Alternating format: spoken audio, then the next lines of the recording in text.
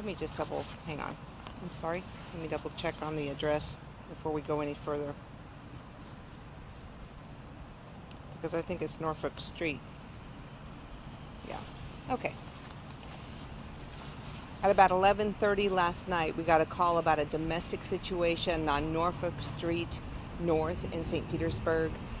We understood that a man took a child from that location, is known to that family, and he took a 3-year-old boy and had the child in his pickup truck, and that this was not a good situation. He was upset. So at that point, we tried to locate the truck, and with the assistance of the Pinellas County Sheriff's helicopter, the Eagle, we were able to locate the truck, and then the pickup truck eventually crashed underneath I-275 on Gandy Boulevard. So at this point, what we have is a disabled truck underneath the overpass on Gandy. We have all lanes closed to all traffic east and westbound on Gandy Boulevard, and we are trying to reach out to him. We know that the child is still there with him, and they are both alive, and we're hoping that we can resolve this peacefully without anyone being hurt. Can you just tell us some of the things that have happened during this time, like the knocking out of the windows and things like that? Yeah. Throughout this time, we know that he is armed. He's been knocking out the glass of the windows of the truck. He's been trying to cover himself up to stay out of sight. We've been trying to make sure that we can keep visibility on him and the child.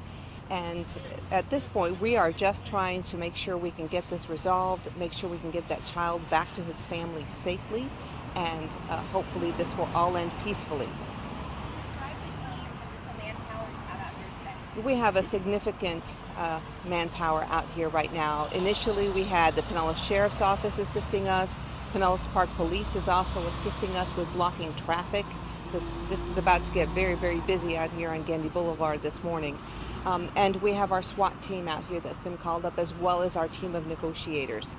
And we have the entire area blocked off, and it's really just now up to him, up to this man, to see if he can go ahead and negotiate with us, give up peacefully, so we can resolve this.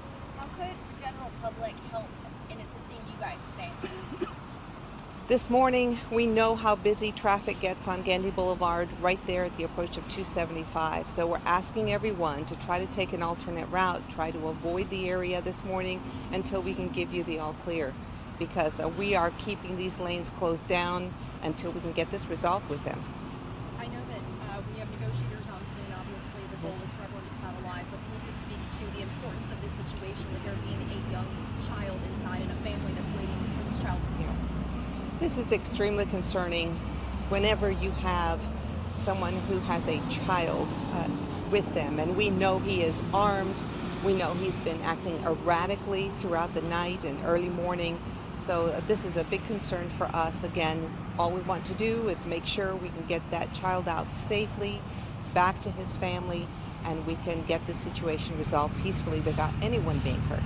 And at this point, do we know the relationship between the child and the man? At this time, we're not really talking about the relationship. We know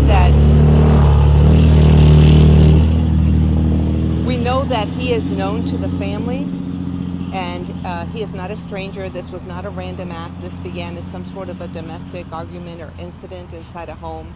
We know that he is known to the child. However, we're not discussing the relationship at this time. And just for clarity, when you guys got the call, had he already taken the child from the Yes, home? Okay. yes. That's how we got the call, that there was an incident at the home. He was upset. He took the pickup truck, took the child, and so at that point it was a matter of trying to locate this pickup truck.